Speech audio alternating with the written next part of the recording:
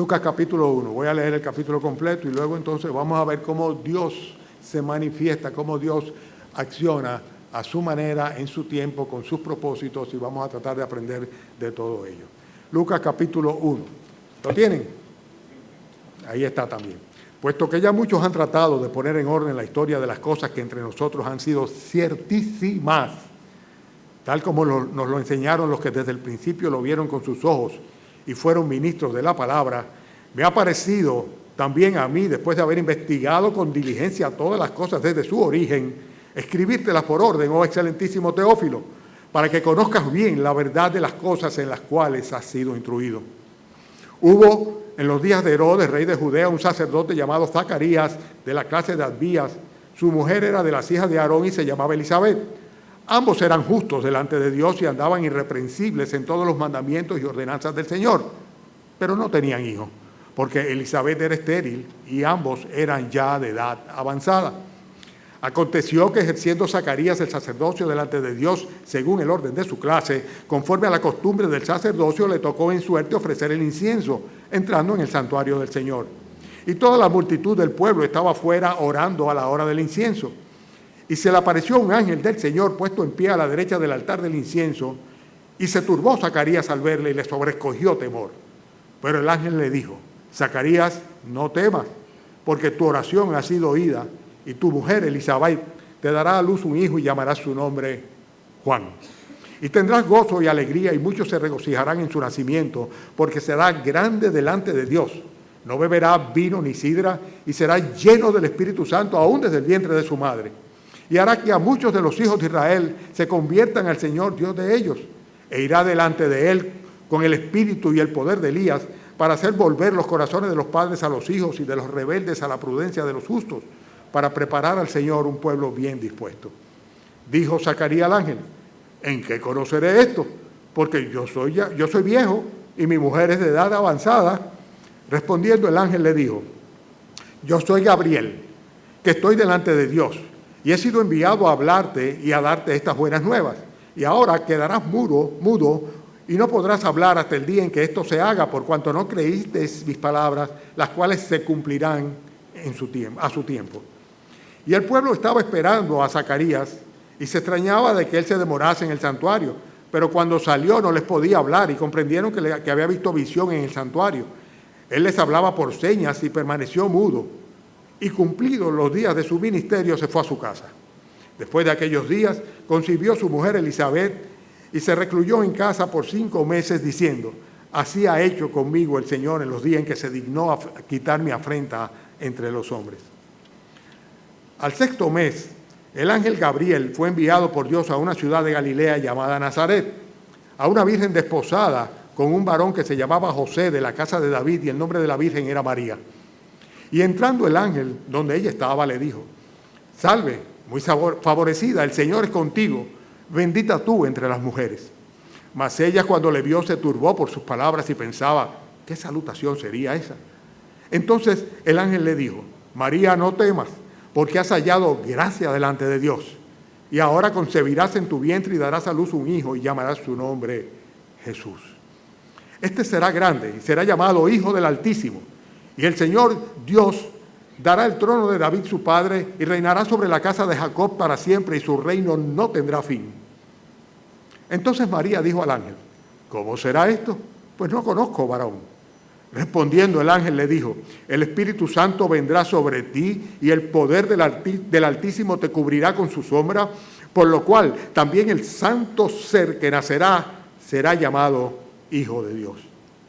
Y aquí tu pariente Elisabet, ella también ha concebido hijo en su vejez. Este es el 6º mes para ella, la que llamaban estéril, porque nada hay imposible para Dios. Entonces María dijo: he aquí la sierva del Señor, hágase conmigo conforme a tu palabra. Y el ángel se fue de su presencia. En aquellos días, levantándose María, fue deprisa a la montaña, a una ciudad de Judá, y entró en casa de Zacarías y saludó a Elisabet. Y aconteció que cuando oyó Elisabet la salutación de María, la criatura saltó en su vientre, y Elisabet fue llena del Espíritu Santo, y exclamó a gran voz y dijo: bendita tú entre las mujeres, y bendito el fruto de tu vientre. ¿Por qué se me concede esto a mí, que la madre de mi Señor venga a mí? porque tan pronto llegó la voz de tu salutación a mis oídos, la criatura saltó de alegría en mi vientre. Y bienaventurada la que creyó, porque se cumplirá lo que le fue dicho de parte del Señor. Entonces María dijo: engrandece mi alma al Señor, y mi espíritu se regocija en Dios mi Salvador, porque ha mirado la bajeza de su sierva. Porque aquí desde ahora me dirán bienaventuradas todas las naciones, porque me ha hecho grandes cosas el poderoso. Santo es su nombre, y su misericordia es de generación en generación a los que le temen. Hizo proezas con su brazo, esparció a los soberbios en el pensamiento de sus corazones, quitó de los tronos a los poderosos y exaltó a los humildes. A los hambrientos colmó de bienes y a los ricos envió vacíos. Socorrió a Israel su siervo, acordándose de la misericordia, de la cual habló a nuestros padres para con Abraham y su descendencia para siempre. Y se quedó María con ella como 3 meses, y después volvió a su casa. Cuando a Elizabeth se le cumplió el tiempo de su alumbramiento, dio a luz un hijo. Y cuando oyeron los vecinos y los parientes que Dios había engrandecido para con ella su misericordia, se regocijaron con ella. Y aconteció que al 8º día vinieron a circuncidar al niño y le llamaban con el nombre de su padre, Zacarías. Pero respondiendo su madre dijo: no, se llamará Juan. Le dijeron: ¿por qué? No hay nadie en tu parentela que se llame con ese nombre. Entonces preguntaron por señas a su padre cómo le quería llamar, y pidiendo una tablilla escribió diciendo: Juan es su nombre. Y todos se maravillaron. Al momento le fue abierta su boca y suelta su lengua, y habló bendiciendo a Dios, y se llenaron de temor todos sus vecinos, y en todas las montañas de Judea se divulgaron todas estas cosas. Y todos los que la oían las guardaban en su corazón, diciendo: ¿quién pues será este niño? Y la mano del Señor estaba con él. Zacarías, su padre, fue lleno del Espíritu Santo y profetizó diciendo: bendito el Señor Dios de Israel, que ha visitado y redimido a su pueblo, y nos levantó un poderoso Salvador en la casa de David su siervo, como habló por boca de sus santos profetas que fueron desde el principio, salvación de nuestros enemigos y de la mano de todos los que nos aborrecieron, para hacer misericordia con nuestros padres y acordarse de su santo pacto, del juramento que hizo Abraham nuestro padre, que nos habría de conceder que, librados de nuestros enemigos, sin temor le serviríamos en santidad y en justicia delante de él todos nuestros días. Y tú, niño, profeta del Altísimo serás llamado, porque irás delante de la presencia del Señor para preparar sus caminos, para dar conocimiento de salvación a su pueblo, para perdón de sus pecados, por la entrañable misericordia de nuestro Dios, con que nos visitó desde lo alto la aurora, para dar a luz a los que habitan en tinieblas y en sombra de muerte, para encaminar nuestros pies por caminos de paz. Y el niño crecía y se fortalecía en espíritu, y estuvo en lugares desiertos hasta el día de su manifestación a Israel. Había que leerlo completo, ¿verdad que sí? Había que leerlo completo. Qué episodio tan precioso. Vamos a hablar sobre la manera como Dios acciona, como Dios actúa. Y hay 4 puntos que vamos a desarrollar. En primer lugar, vamos a ver a Dios controlando los eventos de la historia, de las naciones y de los individuos en particular. El segundo punto del sermón de esta mañana es que vamos a ver a Dios siempre recordando y cumpliendo cada una de sus promesas y cada uno de sus pactos. El tercer punto es que vamos a ver a Dios llevando a cabo lo que es imposible, lo que no parece posible. Y el cuarto punto y el último punto es que Dios va a diseñar y va a enseñar a su pueblo cómo alabarle. Y todo esto está en la lectura que hemos tenido hoy. Lucas nos narra la historia de nuestro Señor Jesucristo desde una perspectiva muy particular. Como era gentil él, además era médico, o sea que era una persona científica, fue también el primer historiador, por así decirlo, de la historia de la iglesia, o sea, el primero que narró, relató los eventos de la iglesia incipiente. Y Lucas tiene una perspectiva muy científica, muy analítica, muy detallista de cada uno de los eventos, de los cuales él mismo no fue testigo, pero sencillamente recopiló la información necesaria. Era un investigador. Teófilo, quien aparece aquí como aquella persona a quien le remitía la carta, significa amigo de Dios. Y a pesar de que no hay muchos detalles en cuanto a su identidad, era una persona que evidentemente tenía algún rango social importante. Era una persona que estaba interesada en las enseñanzas del cristianismo, tanto así que Lucas no solamente le escribe y le remite el Evangelio, el cual está en nuestras manos, llegó hasta nosotros, sino también, recuérdense de la epístola, ¿verdad? O sea, del libro de los Hechos. Son 2 cartas dirigidas a Teófilo que forma parte del canon de la Biblia, de la palabra de Dios. En el capítulo 1 nosotros vemos que Lucas relata 4 hechos muy importantes. El primero de ellos es en Jerusalén que se realiza. Son episodios distintos. Es el encuentro con Zacarías, precisamente el momento en el cual a Zacarías le es revelado el hecho de que podría, a pesar de los inconvenientes de la edad de su mujer y de él mismo, podría tener un hijo, y este hijo sería precursor de nuestro Señor Jesucristo. Después nosotros vemos otro anuncio, que en este caso fue en Nazaret, y fue para María, la anunciación del arcángel, pero en este caso fue anunciándole el hecho de que concebiría al Mesías, al santo ser que sería llamado Hijo de Dios. El próximo episodio es en las montañas de Judea, y es el momento en el cual ya María va allá a visitar a Elizabeth, y entonces hay un encuentro entre las 2 embarazadas, y el relato está ahí claramente como Elizabeth dice, ¿cómo es posible que la madre de mi Señor haya venido a verme? La criatura se revoloteó, se movió en mi vientre de alegría, en el momento en el cual María se acercaba a ella, antes de que hubiera ninguna señal específica de que María estaba embarazada. Después nosotros vemos también el nacimiento de Juan el Bautista, el cual es relatado en este episodio. El capítulo 1 relata 4 importantísimos episodios históricos, ¿verdad? Y él lo relata desde el punto de vista histórico. También vemos que este primer capítulo está lleno de una cantidad de actividad y de movimiento. Por eso la lectura corrida pues entusiasma, o sea, uno no se cansa de leerlo el episodio. En primer lugar se le aparece el arcángel a Zacarías, ¿verdad? Hay una revelación directa con Zacarías. En el momento específico en que Zacarías está cumpliendo con su ministerio sacerdotal, en el orden que le tocaba. Después aparece a María. El arcángel Gabriel, como enviado del Señor, lleva el mensaje a María también de que habría de concebir.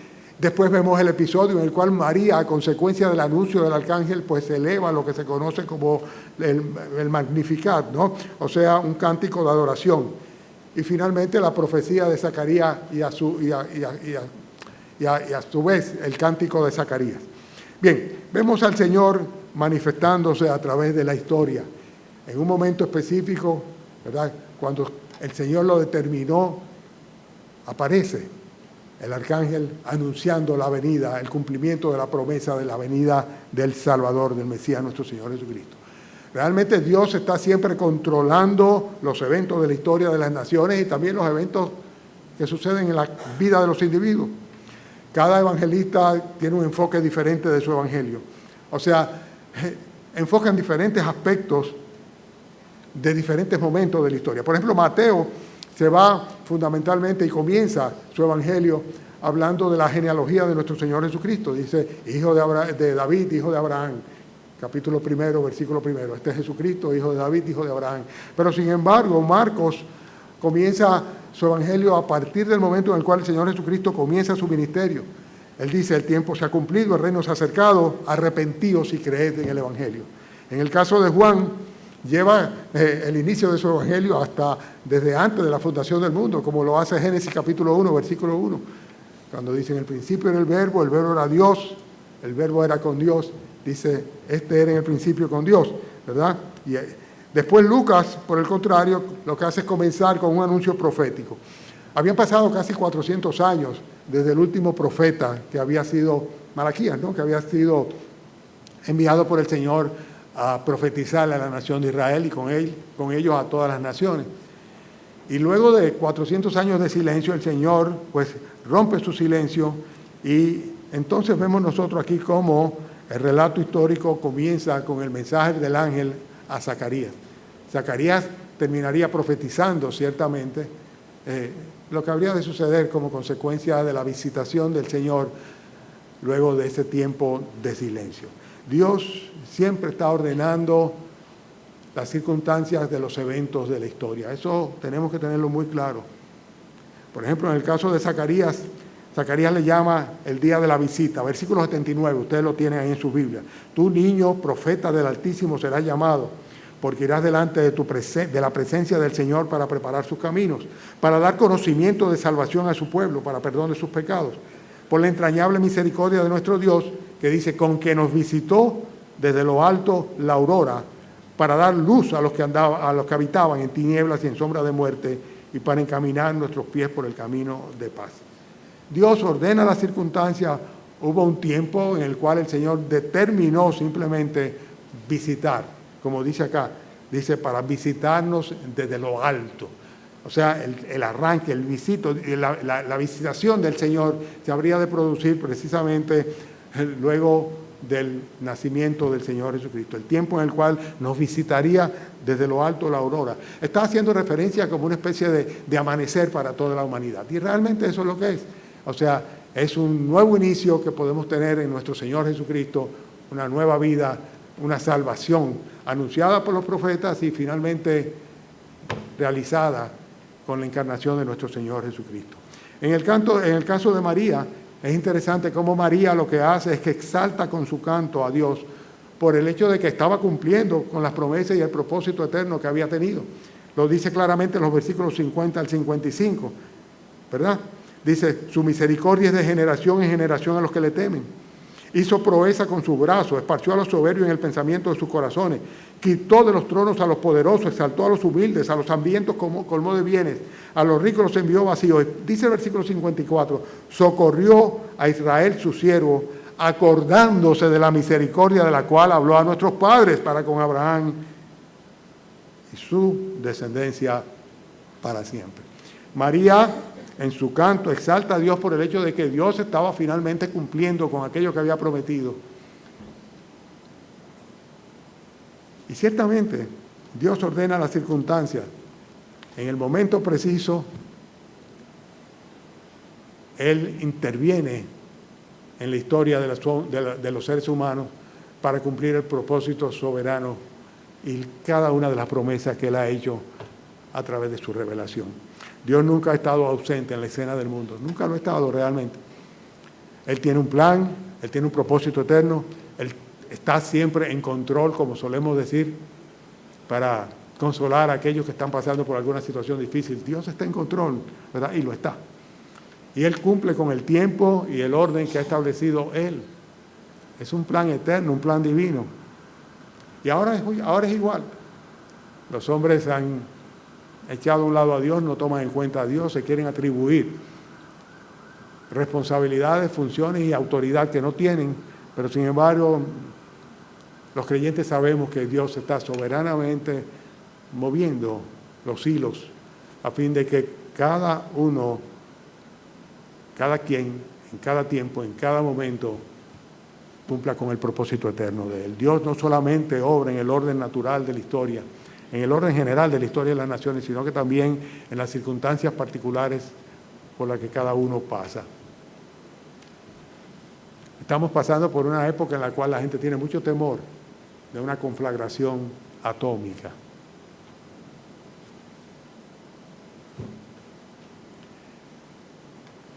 Y algunos tienen sus esperanzas en las decisiones que tomen los líderes mundiales.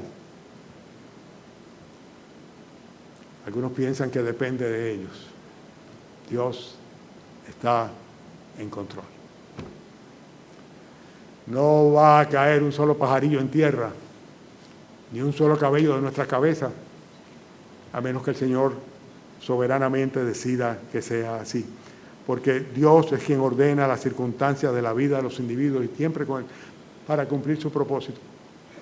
Los que tenemos varios años de convertidos y vemos retrospectivamente cómo el Señor nos ha ido conduciendo a través de nuestras vidas y cómo ha ido interviniendo, nos damos cuenta que solamente podemos decir gracias, Señor. Gracias por ejercer tu soberanía sobre nosotros y sobre los que amamos. Gracias, Señor. Gracias, Padre, por estar al tanto y controlando las circunstancias de nuestras vidas y por dirigirla para el cumplimiento de tus propósitos. El ministerio y el testimonio de Zacarías permitieron recibir el anuncio del ángel. Dice la Biblia que ambos eran justos delante de Dios. Versículo 6 dice que andaban irreprensiblemente en todos los mandamientos y ordenanzas del Señor. El Señor permitió que ellos tuvieran, vamos a llamarle las condiciones para poder ser receptores de este anuncio de Gabriel, así como sucedió con María también. Dice, andaban de una manera justa e irreprensible delante del Señor. Y nosotros vemos cómo la acción de Dios en la vida de ellos los hizo permeables para que ellos fueran aquellos que trajeran al mundo a quien habría de ser posiblemente uno de los mayores profetas, o diríamos el mayor, porque el Señor Jesucristo calificó de esta manera a Juan el Bautista. Entre los nacidos de mujer, ninguno mayor que Juan el Bautista. Dios actúa independientemente de que hayan obstáculos que parezcan imposibilitar el plan de Dios en nuestras vidas. Fíjense en el versículo 18. Le dijo Zacarías al ángel, ¿en qué conoceré esto? Porque yo soy viejo y mi mujer es de edad avanzada. Eso nos recuerda también a Abraham, ¿verdad? Con Sara. Y en el versículo 34 vemos que también le pasó así a María. María le dijo al ángel, ¿cómo será esto? Zacarías dice, ¿en qué conoceré esto? ¿O cómo será esto? María dice, ¿cómo será esto? Pues no conozco varón. Podríamos decir que era imposible. Pero sin embargo, el Señor le dijo que se habría de cumplir, porque el santo ser, el Espíritu Santo, vendría sobre ella. Y por eso Jesucristo habría de ser llamado el Hijo de Dios. No hijo de un hombre, sino hijo de Dios. María se enfrentaría a una humillación inclusive. El hecho de que saliera embarazada, habiendo sido desposada previamente sin que se consumara el matrimonio. Fíjense que el mismo José llegó a una situación en la cual pensó dejarla, simplemente escapar para no tener que injuriarla. ¿Por qué? Porque estaba en juego inclusive su vida. Podrían apedrearla por infidelidad. Porque cuando ya estaba una persona desposada, se consideraba que el matrimonio estaba acordado, que hubiera sido infidelidad o adulterio. Y los adúlteros eran apedreados. Pero, sin embargo, el Señor le da la revelación necesaria a María para que simplemente confiara en que Él tendría control de todo y protegería tanto a ella como a su familia. María, que sabía que se estaba enfrentando a una situación difícil, lo que hace es que termina glorificando a Dios por su misericordia. Dice el versículo 46 que María dijo, engrandece mi alma al Señor y mi espíritu se regocija en Dios mi Salvador. Porque ha mirado la bajeza de su sierva, porque aquí desde ahora me dirán bienaventurada todas las generaciones. ¿Qué dice luego? Dice, porque me ha hecho grandes cosas el poderoso, santo es su nombre, y su misericordia es de generación en generación a los que le temen. Dios ordena las circunstancias en la vida de los individuos para cumplir con sus propósitos. Y en tu vida, ¿verdad? Y en la mía, lo que nos queda es decir, hágase Señor tu voluntad. Porque Él es quien sabe realmente lo que conviene. El orden de Dios en nuestras vidas no necesariamente nos va a traer gozo inmediato. A veces no. Pero nuestra actitud debe ser siempre la de María. Independientemente de los riesgos, independientemente de las dificultades, independientemente de los peligros, Dios ciertamente está en control, está ordenando los eventos, ordenando las situaciones por las cuales pasamos nosotros, y de una manera muy particular tiene un cuidado muy especial sobre cada uno de sus hijos. María lo sabía y dijo, hágase conmigo conforme a tu palabra. La religión ha tratado de endiosar a María. De hecho, reemplazando al Señor Jesucristo, tratando de convertirla en una mediadora, cuando la Biblia dice que hay un solo Dios y un solo mediador entre Dios y los hombres, que es Jesucristo. Declarándola como corredentora, como si ella hubiera tenido algo que ver, como si ella hubiera muerto en la cruz por los pecados del mundo. Y solamente Cristo murió por los pecadores. Ha tratado de desvirtuar el sentimiento que la propia María tenía cuando decía, he aquí la esclava del Señor, la sierva del Señor. Ella nunca pensó que era nadie especial. sino una persona de la cual el Señor había tenido una atención, una consideración especial al incluirle en el plan salvífico de toda la humanidad. Hermanos, nosotros debemos tener esa actitud de María, independientemente de las circunstancias por las cuales estemos pasando o hayamos pasado. Nuestra disposición debe ser la misma. Señor, que se haga tu voluntad sobre mi vida.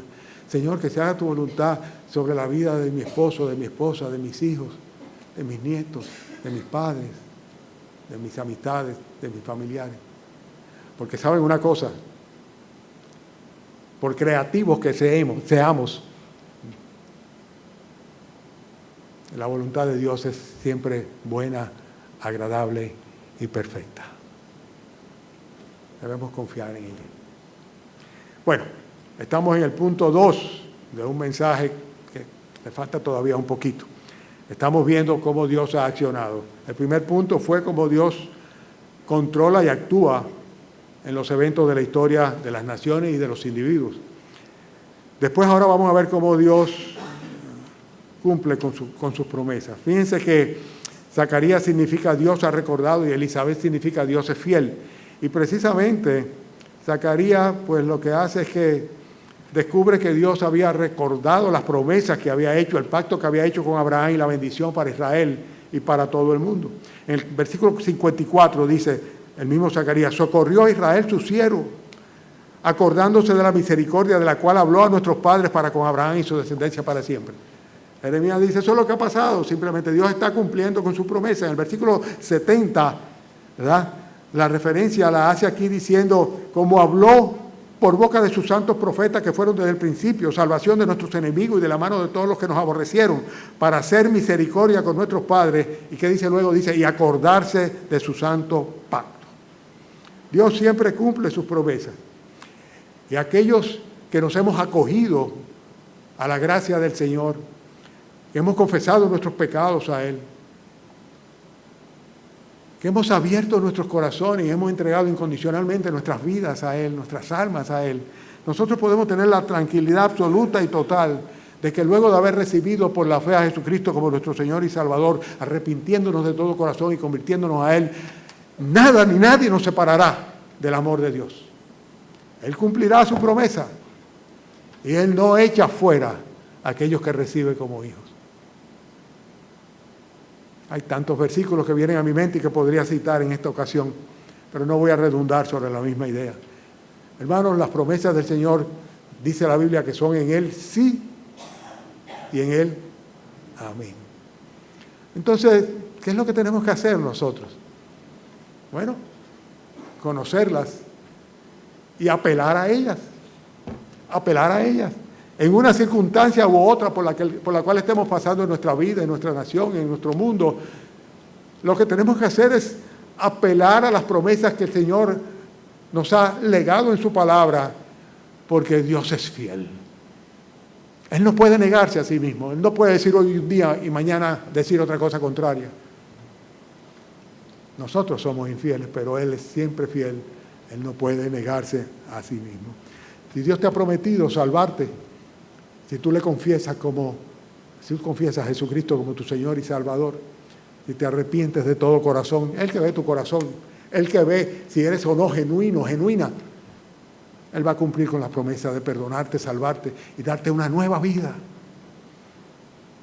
hacerte una nueva persona, comenzar desde cero, por así decirlo, porque si alguno está en Cristo es una nueva criatura. Las cosas viejas atrás, todas son hechas nuevas. Dios actúa, y lo vemos en este caso también llevando a cabo cosas que son imposibles. Había impedimentos para que ambas criaturas pudieran ser concebidas. El ángel Gabriel le trajo a ambas mujeres, primero a Zacarías y luego a María, a ambos, dice concomitantemente el mismo mensaje, que ambas mujeres habrían de experimentar la acción de un Dios que es soberano, el autor de la vida, y que haría una obra que era imposible humanamente, médicamente, racionalmente. Que una mujer estéril, mayor de edad, concibiera de un padre pasado de años, posiblemente estéril también. Y que otra jovencita, sin haber conocido varón, pudiera concebir en su vientre al Redentor del mundo. Dos mensajes traídos concomitantemente que lo que manifiestan es cómo Dios actúa soberanamente, cómo Él obra aquello que es imposible para los hombres, pero no para Dios. Versículo 35. Respondiendo el ángel le dijo, el Espíritu Santo vendrá sobre ti. El poder del Altísimo te cubrirá con su sombra, por lo cual el santo ser que nacerá será llamado Hijo de Dios. Y aquí tu pariente Elizabeth, ella también ha concebido hijo en su vejez. Y este es el 6º mes para ella, la que llamaban estéril. ¿Por qué? Versículo 37. ¿Por qué? Porque nada hay imposible para Dios. El Dios que ordena la historia de las naciones. Es el mismo Dios que ordena las circunstancias de la vida de los hombres. Es el mismo Dios que es fiel a todas y cada una de sus promesas. Y es el mismo Dios omnipotente para el cual no hay nada que sea imposible. Y el cual hace que todas las cosas obren conforme a su propósito eterno. Y la pregunta que yo te voy a hacer, ¿estás seguro, estás segura de que ese es el Dios que tú tienes? ¿O es el Dios de los altares, de las procesiones, de la religión, de la familia, de la cultura, de los domingos, de los labios? ¿O es ese tu verdadero Dios? El Dios de imposible. El Dios que hace parecer las cosas de donde no existía nada. Hemos visto a Dios entonces, en primer lugar, controlando los eventos de la historia. En segundo lugar, cumpliendo sus pactos y sus promesas. En tercer lugar, llevando a cabo lo imposible, ¿verdad? Y ahora vamos a concluir viendo a Dios diseñando y enseñando la alabanza a su pueblo. Es interesante que este pasaje tiene dos grandes himnos que enseñan la alabanza. Un himno viene de parte de María y el otro de parte de Zacarías. Los versículos 46 al 55, los cuales no voy a volver a leer,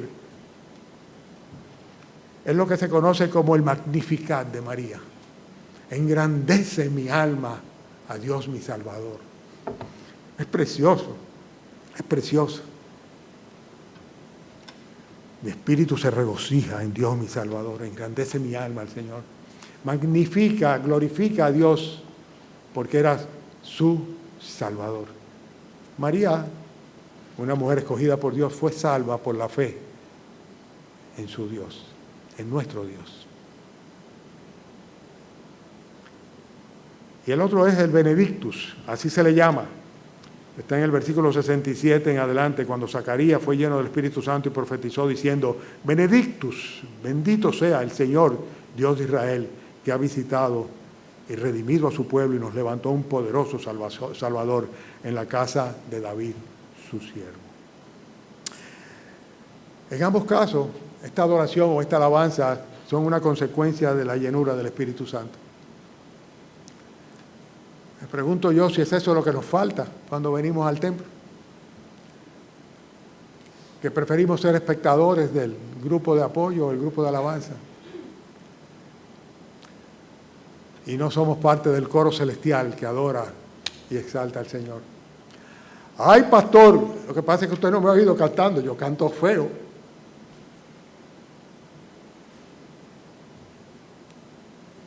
Tú cantas con la voz que el Señor te dio. Y esa es la voz perfecta. Esa es la que Él quiere oír. Y es para Él. Es para Él. Es que yo no me sé los himnos. Los proyectamos. Y si tal vez el primer día no te lo sabes, el segundo te lo vas a recordar un poquito. Es un asunto de la actitud del corazón, una consecuencia de la llenura del Espíritu Santo. María dice, engrandece mi alma al Señor, mi espíritu se regocija. Simplemente no pudo callarse, simplemente terminó alabando a su Señor, a su Salvador, a su Redentor. En el caso de de Zacarías fue igual. Dice la Biblia aquí que él fue lleno del Espíritu Santo.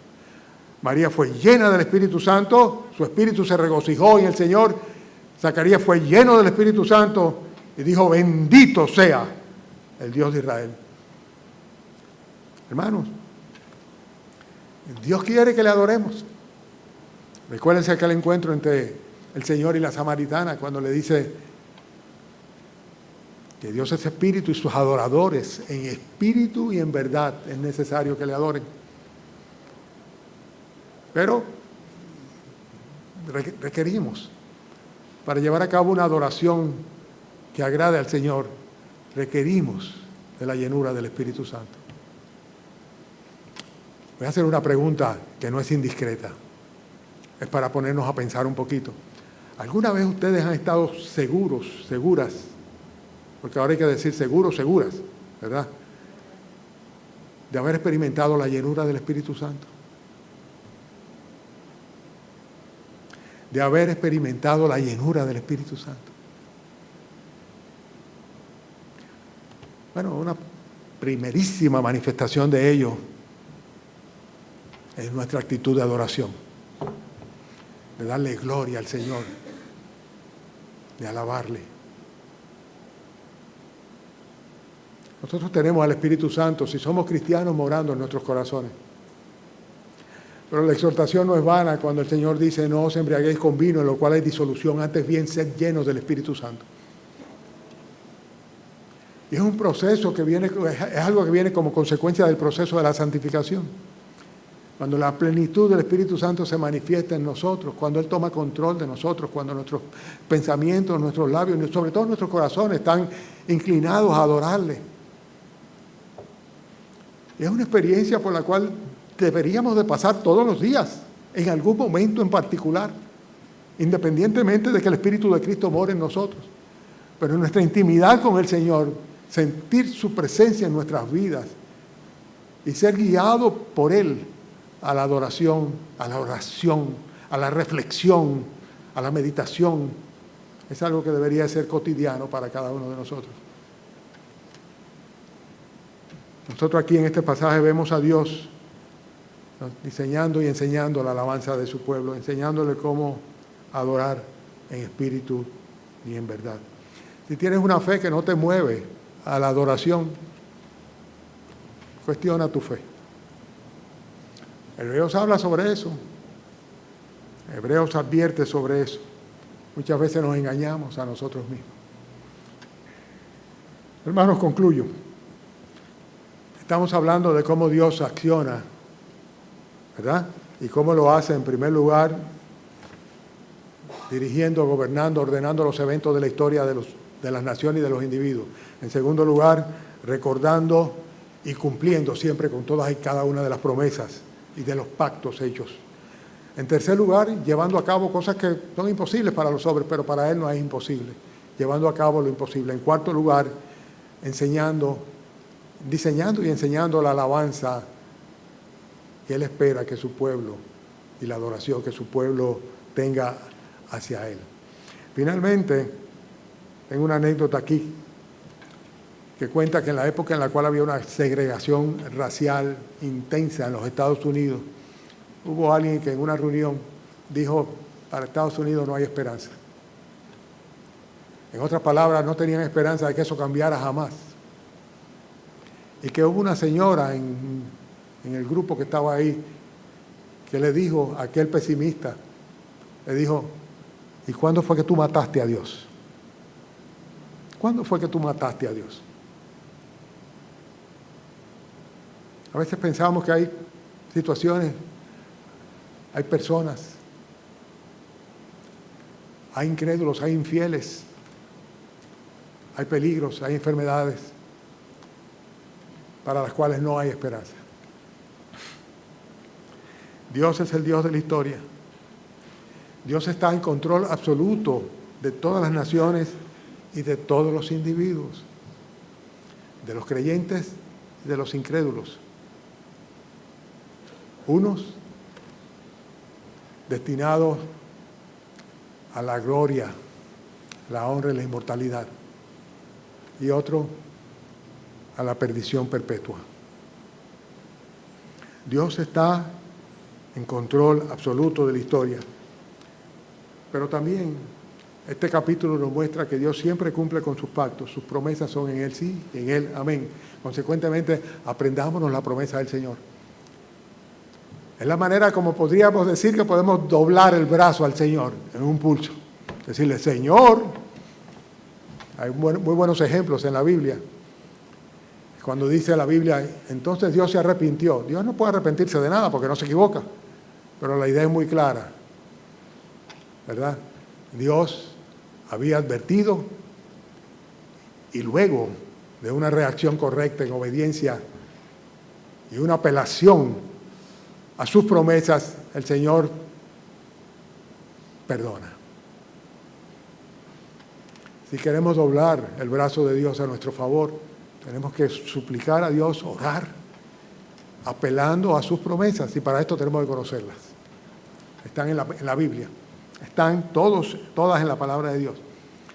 En tercer lugar, tenemos que recordar en este capítulo 1 que Dios es el Dios de los imposibles, porque no hay imposible para Dios, y lo dice una vez y otra vez. Y finalmente, que Dios es el Dios que produce en sus criaturas la disposición de adorarle, alabarle y glorificarle con todo el corazón, con toda el alma y con toda la fuerza. Y eso es lo que tenemos que hacer nosotros aquí. Estoy harto de escuchar por las redes sociales exhortaciones a disfrutar de la vida, porque de eso se trata la vida. ¿Y sabe una cosa? Parece que la iglesia de nuestro Señor Jesucristo está escuchando más las redes sociales que lo que la palabra de Dios dice o las exhortaciones desde los púlpitos, porque está muy enfocada en cómo disfrutar la vida. Estamos aquí, ¿ustedes saben para qué? Si somos del Señor, si realmente somos hijos de Dios, para adorarle. Para adorarle. Para adorarle.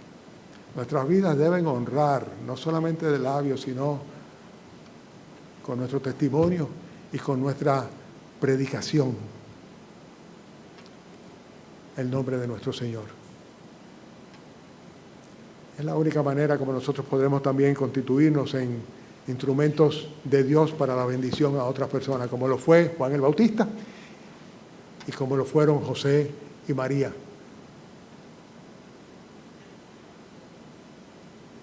Amén. Vamos a orar.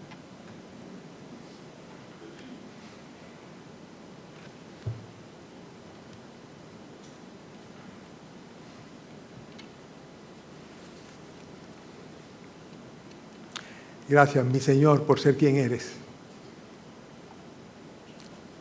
Gracias por habernos acercado a ti, Señor, habernos redimido, habernos rescatado. Gracias por haber acudido, Señor, haber padecido y haber muerto y haber resucitado, Señor. Gracias por haber hecho tan asequible a través del conocimiento de tu voluntad, por tu palabra, la salvación que nos es común a todos los que hemos sido hechos hijos tuyos por la fe. Oh Señor, permite que podamos, Señor, en el tiempo que estamos aquí en la tierra, honrarte, adorarte, servirte, glorificarte, Señor, reconociendo siempre y no olvidando nunca, Señor, tu misericordia para con nosotros, el día en que nos amaneció la aurora, Señor, el día en que Cristo, tu Hijo, vino a este mundo a salvar a los pecadores. Gracias, Señor, por el perdón absoluto. Gracias, Señor, por la redención, por el pago por nuestras culpas. Y gracias, Señor, por el don de la fe, el perdón de los pecados y la vida eterna. Señor, concede, Padre, a esta tu iglesia, Señor, que permanezca fiel en nuestra adoración, nuestra alabanza y nuestra predicación, Señor, de tus virtudes, las virtudes de tu Hijo, nuestro Señor Jesucristo. Permite, Padre, que podamos llegar a nuestras casas con tu bendición y volvernos a congregar esta noche con tu gracia y celebrar así el misterio, Señor, de la redención consumado en la cruz del Calvario mediante el cuerpo y la sangre de nuestro Señor Jesucristo. Es en su nombre que te lo pedimos. Amén.